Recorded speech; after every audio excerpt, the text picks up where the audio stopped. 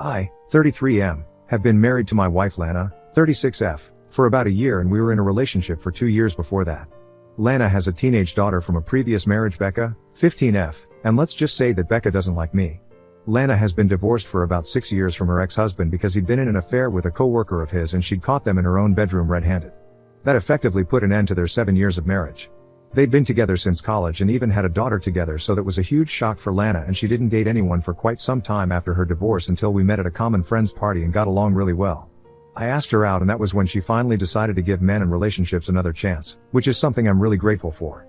So we began dating and then got into a serious relationship, and after around 7 or maybe 8 months of being together, she introduced me to her daughter. I tried to be nice to Becca for the first few months, but it wasn't easy given how she absolutely seemed to loathe my very existence. She would be rude to me all the time whenever I tried to speak to her. She'd reject all my attempts to be her friend, and she'd sometimes just leave the room when I'd enter. It got tiring after a while, so I decided to talk to Lana about it, and she told me that Becca hadn't been coping well with the divorce at all and still believed that she and her ex-husband could get back together. They shared joint custody of their daughter, but since her ex-husband had a busy work schedule, she could only spend the weekends with her dad, and for the rest of the week, she would stay with Lana and Lana's mom.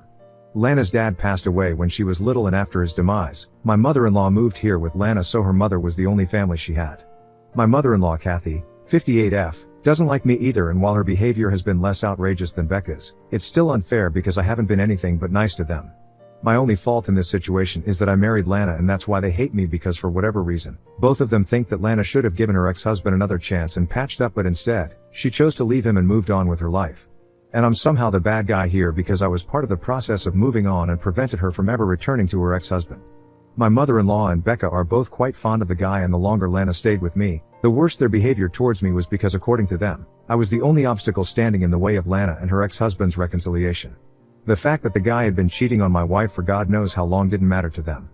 But after our first year together, I made my peace with it and accepted that Becca and Kathy were just never gonna like me, and that's just how it is.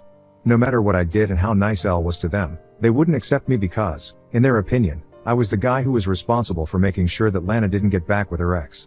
Which is supposed to be a bad thing, for whatever reason.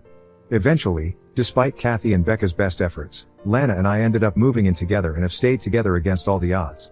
I don't speak to Kathy at all and try not to visit her, and when she visits us, I leave the room because I don't want to be in her presence at all. Of course, I can't do the same with Becca because we live under the same roof, but I try to avoid interacting with her as much as I can because I don't want to be at the receiving end of her rude remarks all the time. It's not ideal, but it's peaceful. And before anyone starts blaming Lana for how she's raised Becca, I'd just like to say that my wife has gone above and beyond in trying to discipline her daughter, but sometimes some kids just don't care about anyone except for themselves, and Becca unfortunately happens to be one of those kids. She's selfish and cruel, and every time Lana tries to reprimand her and teach her to be more respectful towards me, Becca turns it around on her and brings up the divorce, and blames her for whatever happened despite knowing fully well what really happened. Lana doesn't have it in her to continue fighting with her daughter when she says things like that because she just breaks down into tears and I have to end up consoling her, so it was better for us to just let Becca and I keep our distance. I couldn't watch Lana allow her daughter to walk all over her because she's told me how difficult it was for her to come to terms with her divorce, especially because she had no support from her family since Kathy wanted her to forgive her ex-husband and go back to him and had trained Becca to believe the same thing. And since they were all living together, she couldn't exactly prevent them from sharing the same beliefs either. Funnily enough, her ex-husband never expressed any desire to get back with her after the divorce and was quite content with being separated from his wife and daughter, so I don't know why exactly Kathy and Becca were so sure that he'd love to have her back. Lana couldn't move out either because at the time she didn't earn as much as she did now and was counting on her mother to help her out. I can't say anything to Becca because I'm not her biological dad and I don't want to act like it either. Anyway, I really think that despite everything, Lana made the best of her situation and was able to rise above her problems. The least her daughter and I can do for her is to not constantly be hostile towards each other, and that's what we've been trying to do ever since they moved in together. She didn't suddenly start being nice, but she toned down her behavior after a while, and even that was a significant improvement. Things were going alright until about a week ago when Becca came to me when her mother wasn't at home and asked me if she could speak to me about something important. That was really weird for me because, like I said, Becca and I avoided speaking to each other as much as we could, but nevertheless, I told her to go on. And she told me that since her grandmother, Kathy, was getting older and needed more help with her day-to-day activities, she wanted Kathy to move in with us. Other families might have agreed to this arrangement in a heartbeat and even been proud of the thought behind it, but not me. Because as far as I was concerned, Kathy was in perfect health and didn't need any help with anything at all, and it was painfully obvious that Becca was bluffing.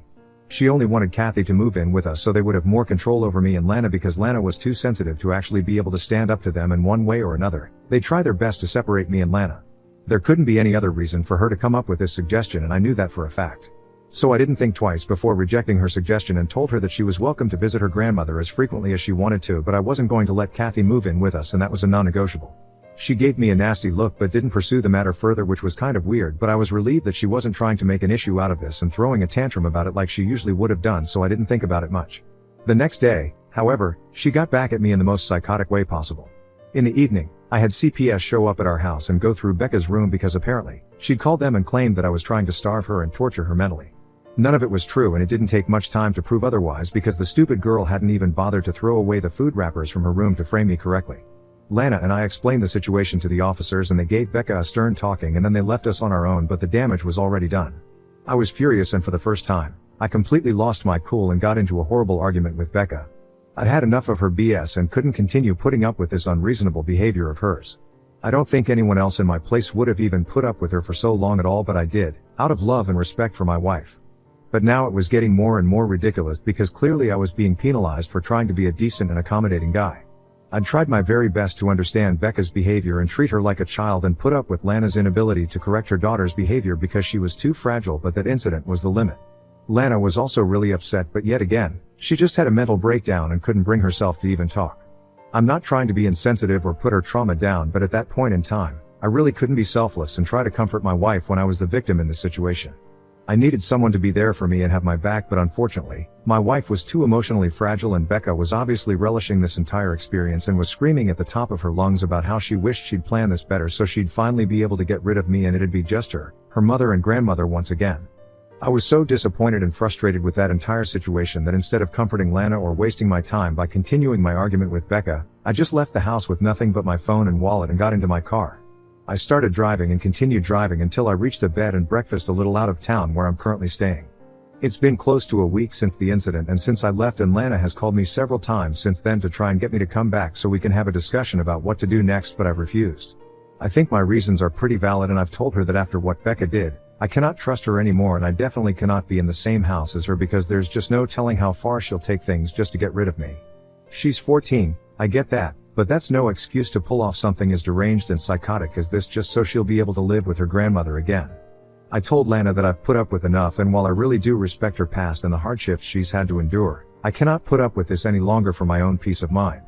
This time, she failed to get me in trouble because she hadn't thought things through, but the next time, she might have a better plan and one that could end with me behind bars. And my only concern right now was not to let there be a next time at all, so now, she had to choose between Becca and me. I've told her very clearly that either her daughter stays in that house or I do.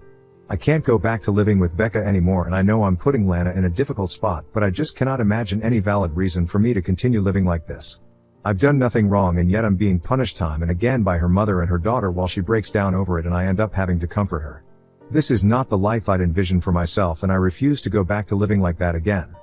So I gave her an ultimatum and told her that she could either send her daughter to live with her grandmother or father and live with me, or all of them could move back in with Kathy like earlier and I'd file for divorce. It would be really difficult for both of us, but that was the only solution to this problem. Now it's been a couple of days since we discussed this and she's still trying her best to convince me to come back and sort things out, but I've been very firm about my conditions. We've been in touch regularly through phone calls and texts, but I haven't told her where I am exactly because if she cannot promise me that she'll send Becca away, then I can't come back. That's my only condition. She's free to talk to her daughter and even go live with her whenever she wants to, but she cannot force us to live in the same house anymore.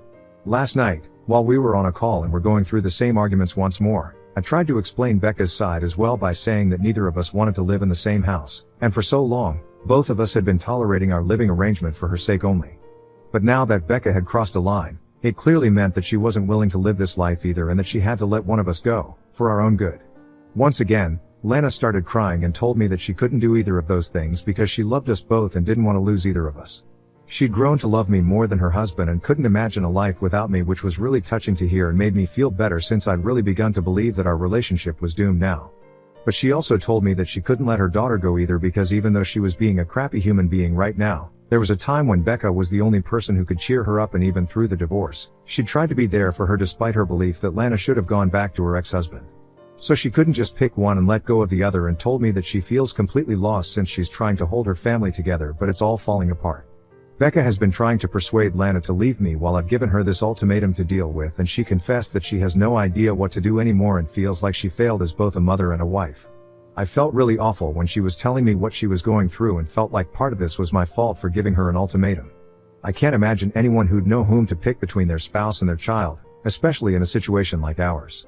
I feel like a total jerk for demanding that she choose, but at the same time, what else can I do anyway?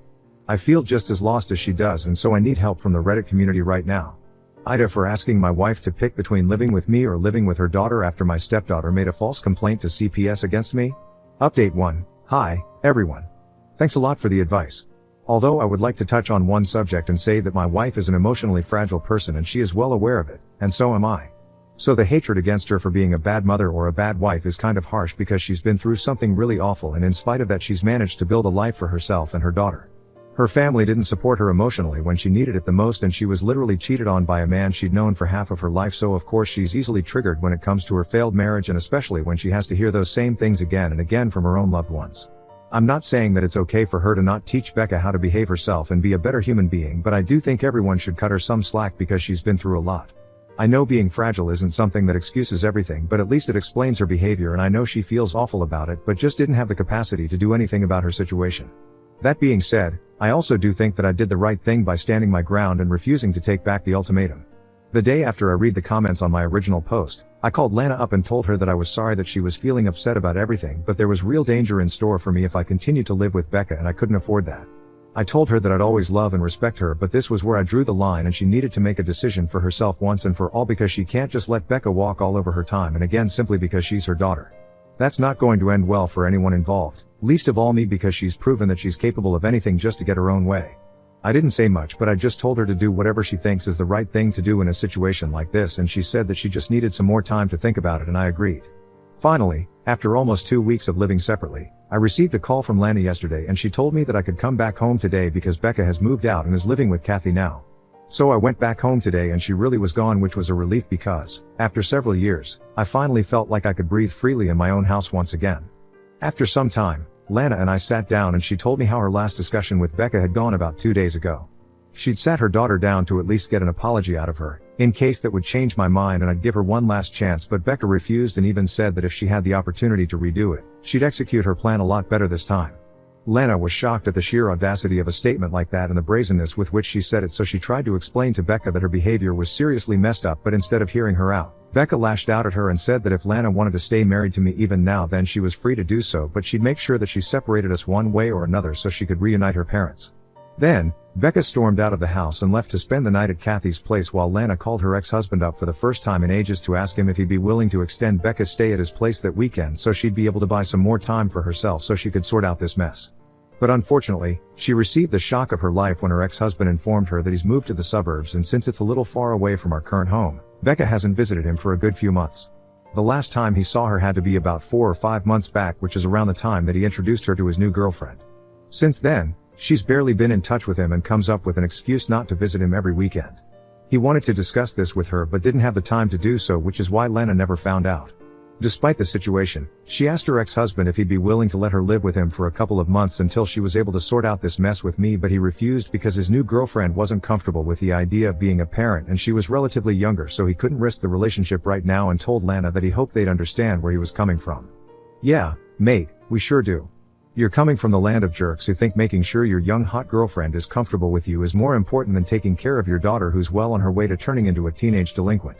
After that phone call, Lana called Kathy and found out that instead of going to her father's place, Becca had been going to Kathy's place instead, and it finally made sense as to why exactly she'd suddenly started acting out so randomly. Kathy proudly bragged about how it was her idea to call CPS on me and get me kicked out somehow so she could move in instead and they'd all be one happy family once more. The woman was so delusional that she said that the real reason Lana's ex-husband even had a new girlfriend now was because she'd remarried, so the only solution was to break Lana's marriage first, and then her ex-husband would readily come running back to her as soon as she was single. It was a foolproof plan according to them, and it really made me wonder how a woman like Kathy had raised someone like Lana, because clearly there was something wrong with her. Probably old age or too many soap operas, but she was out of her head and was succeeding in her mission to turn Becca into a mini her as well. This is why Lana decided to cut her losses for the time being and deal with one problem at a time, the situation with our marriage being the first. To sum it up, she's decided to let Becca live with Kathy for a while instead of holding her here against her will because that approach is obviously not working anymore. In the meantime, we're gonna work on our marriage and are planning to start marriage counseling by next week. Lana was afraid she was being a bad mother by letting her daughter go, but to be honest, she tried and tried until she just couldn't anymore, and I don't think she did anything wrong. The woman deserves a break. Update 2. Hey, so we just came back from our first session with our marriage counselor and it went okay. A couple of days have passed since I came back, but Lana and I are building our relationship to last through all the tough times because I really do love her and I know she loves me. I just hope we're able to make this last because Kathy is very upset that I'm back and is threatening to kick Becca out if I don't leave, but Becca refuses to come back home in spite of that. At the end of the day, she's just a poor kid who's had a messed up childhood and still can't see what's good for her. Update 3. We brought Becca back today. She's upset, but she knows she has nowhere else to go anymore. Her dad won't take her in and Kathy kicked her out because she doesn't want Lana or anyone associated with her in her life anymore now that she knows for sure that she can't drive me out of the family. Lana is sad that Becca had to learn the truth the hard way, but at least the kid apologized to me, even though it was short and brisk. Still counts. We're going to get her professional help and make sure she's alright because I think it's been overdue for all of us, quite frankly. Thanks to everyone for the support they've shown.